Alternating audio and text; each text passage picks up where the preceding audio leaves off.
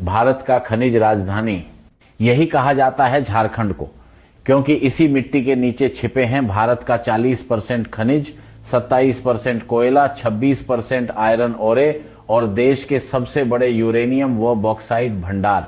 पर क्या आप जानते हैं, जनप्रवाद के लारी के साथ इन्हीं खदानों के आसपास रहने वाले लाखों आदिवासी आज भी टूटी सड़कों, जंग लगे स्कूलों, बीमार अस्पतालों और गंदे पानी से जूझ रहे हैं। तो सवाल यही, झारखंड इतना अमीर होते हुए भी गरीब क्यों? और खनिज का असली फायदा किसके हाथ में जा रहा है? खनन की कहानी झारखंड में नई नहीं है। यह इतिहास 18वीं और 19वीं शताब्दी से लिखा जा रहा है। ब्रिटिश जब भारत आए तो उन्होंने सबसे पहले दो चीजें खोजी। एक, जमीनी शासन। एक, खनिज संसाधनों पर कब्जा। 1820 के दशकों में ब्रिटिशों ने झरिया धनबाद में कोयले की खोज की और देखते ही देखते 1894 में झरिया कोलफील्ड शुरू हुई, भारत की पहली बड़ी कोयला बेल्ट। 1907 में जमशेदपुर में टिस्को, आज की टाटा स्टील, ने अपनी फैक्ट्री लगाई और उसके लिए सिंहभूम और सारंडा के जंगलों से आयरन ओरे खनन शुरू हुआ। ब्रिटिश काल में लाखों मजदूर, ज्यादातर आदिवासी, बिना सुरक्षा, बिना मजदूरी सुरक्षा और बिना इलाज के खदानों में उतारे गए। यानी झारखंड के खनिजों का दोहन अंग्रेजों ने शुरू किया और आज तक जारी है। आज झारखंड की पहचान सिर्फ जंगल नहीं, खनिज है। यहाँ की धरती से निकलता है कोयला, देश का सबसे ज्यादा, आयरन ओरे, इस्पात उद्योग का दिल, बॉक्साइट, एल्यूमिनियम का मूल कच्चा माल, यूरेनियम, भारत के न्यूक्लियर कार्यक्रम की रीढ़, कॉपर, लाइमस्टोन, ग्रेनाइट, मिका और दुर्लभ खनिज। लेकिन विडंबना, खनिज बाहर जाता है, पैसा बाहर जाता है, फैक्ट्रियां बाहर लगती हैं और झारखंड के लोग वही पुराने हालात में बॉक्साइट, एल्यूमिनियम बनाने का सबसे जरूरी खनिज और इस खजाने का दिल है लोहरदगा, गुमला और लातेहार। यहाँ पर 90% खजाने हिंडाल्को के पास हैं। हर दिन सैकड़ों ट्रक पहाड़ काटकर बॉक्साइट निकालते हैं, फिर लोड होकर जाते हैं मुरी, झारखंड और रेणुकूट, उत्तर प्रदेश की फैक्ट्रियों तक। लेकिन स्थानीय जनता को क्या मिला? टूटी सड़कें, धूल से भरी हवा, खतरनाक ढुलाई, बारिश में कीचड़, विस्थापन और स्कूल अस्पताल का नाम तक नहीं बॉक्साइट पर कमाई अरबों की। पर यहाँ के गांव अभी भी 1950 जैसी हालत में। यही असली विरोधाभास है। 1967 से UCIL, uranium corporation of India limited, Jaduguda, Turamdih, Narwa Pahari से यूरेनियम निकाल रहा है। भारत का पूरा न्यूक्लियर फ्यूल यहीं से निकलता है। लेकिन इसकी कीमत किसने चुकाई? स्थानीय आदिवासी परिवारों ने। कई रिपोर्टों में दर्ज हुआ जन्म से अपंग बच्चे, कैंसर के केस, गर्भपात, त्वचा रोग, असाधारण बीमारियां, दूषित पानी कारण। टेलिंग पॉन्ड से रेडियो एक्टिव कचरा पास की नदियों और खेतों में घुसता गया। आजादी के 75 साल बाद भी इन गांवों में एक फुल सर्विस अस्पताल तक नहीं। ये है खनन का सबसे क्रूर सच। झरिया भारत की कोकिंग कोल राजधानी, पर साथ ही दुनिया का सबसे खतरनाक कोयला क्षेत्र। 1916 से जमीन के नीचे लगी आग आज भी जल रही है। लोगों के घर धंस गए, कॉलोनियां टूट गईं, जानवर मरते गए, पर कोयले की लूट बंद नहीं हुई।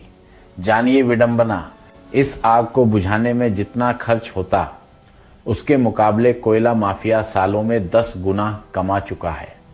ये सिर्फ आग नहीं, एक आर्थिक मॉडल है। भारत में खनन 3 बड़े कानूनों पर चलता है। 1, MMDR act 1957, 1 forest conservation act, 1 environmental protection act. इसके अलावा कंपनियां देती हैं royalty, DMF, district mineral foundation, CSR fund. DMF का उद्देश्य साफ है, जहां खनन हो रहा है वहां विकास की भरपाई होनी चाहिए। पर अधिकांश जिलों में DMF का करोड़ों का पैसा या तो खर्च ही नहीं होता या गलत जगह खर्च होता है। यहां से असली खेल शुरू होता है। झारखंड में खनिज निकलता है, लेकिन प्रोसेसिंग प्लांट कहां लगते हैं? उत्तर प्रदेश, गुजरात, महाराष्ट्र, तमिलनाडु में। बॉक्साइट निकला लोहरदगा से बाहर, यूरेनियम निकला 1200 km दूर प्रोसेस किया जाता है। आयरन ओरे निकला स्टील प्लांट दूसरे राज्य में। इस मॉडल को कहते हैं मिनरल एक्सोडस मॉडल, यानी धन यहीं से निकलेगा, पर फैक्ट्री, रोजगार, टैक्स कहीं और यही झारखंड को असली नुकसान हुआ। खनन की वजह से प्रभावित क्षेत्र लोहरदगा, जादूगोड़ा, पतरातू, चिरौंदी, गुढ़ी, गालू, इन सब में समान समस्या।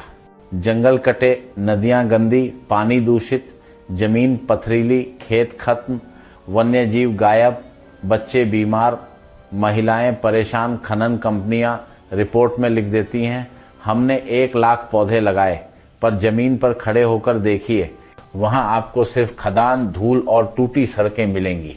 झारखंड का खनन सिर्फ अर्थव्यवस्था नहीं, राजनीति है।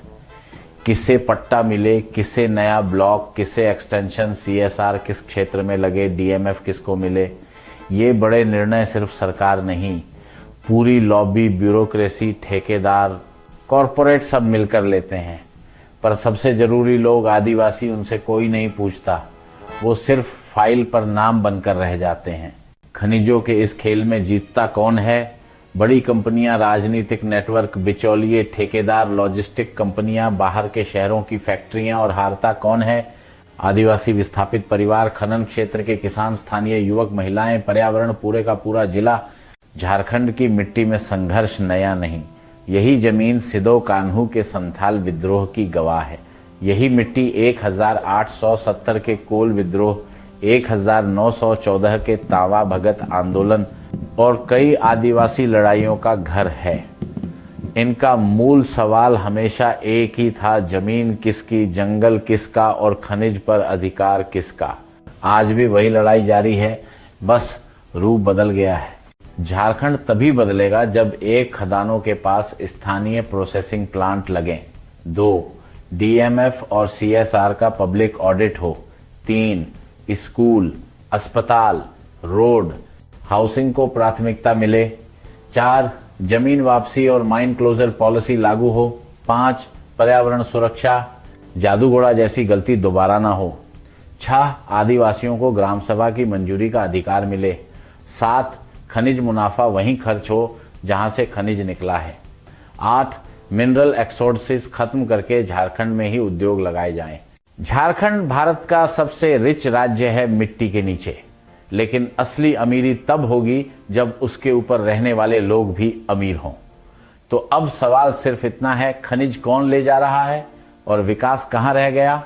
दोस्तों, अगर आप चाहते हैं कि झारखंड की सच्चाई हर जगह पहुंचे, इस वीडियो को शेयर कीजिए और चैनल को सब्सक्राइब करिए। जय झारखंड, जय भारत।